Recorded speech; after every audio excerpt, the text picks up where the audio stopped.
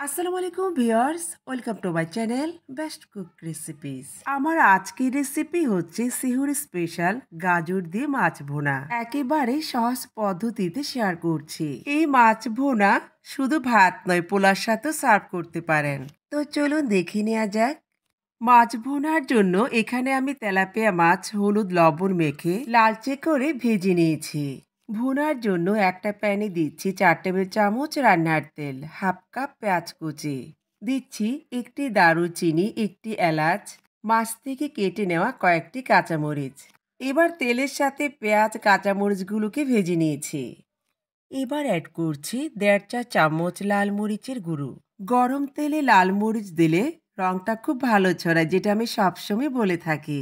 এবার অ্যাড করছি আদা এবং রসুন পেস্ট হাফ টেবিল চামচ করে। তারপর নেড়ে চেড়ে কিছুক্ষণ কষিয়ে নিচ্ছি।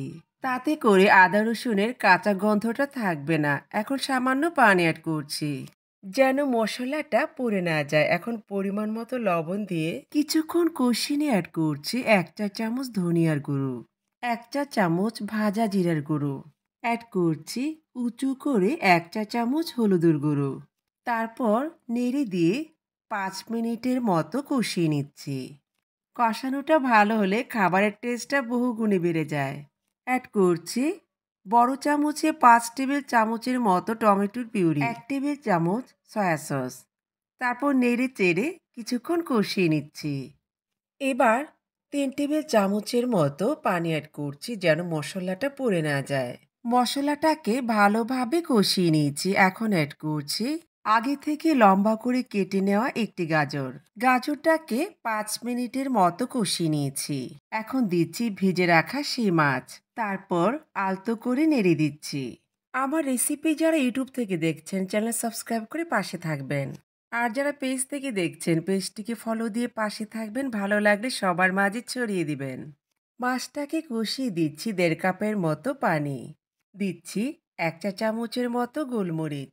তারপর নেড়ে দিয়ে আরও কয়েক মিনিটের মতো জাল করে নিচ্ছি। এই মাছ ভুনা শুধু ভাত কেন, পোলাও খিচুড়ির সাথে অনায়াসে খেতে পারেন। আপনারা যে কোনো মাছ দিয়ে এই ভুনাটা করতে পারেন। খেতে দুর্দান্ত হয়েছে। আশা করি আপনাদের সবার কাছে ভালো লাগবে। ট্রাই করার অনুরোধ রইল। আমার মাছ ভুনাটা প্রায় হয়ে আসছে। মাছ ভুনার টেস্টটাকে বাড়ানোর জন্য অ্যাড করছি হাফ চা চামচের মতো ভাজা জিরার গুঁড়ো, হাফ চা চামচের মতো চিনি।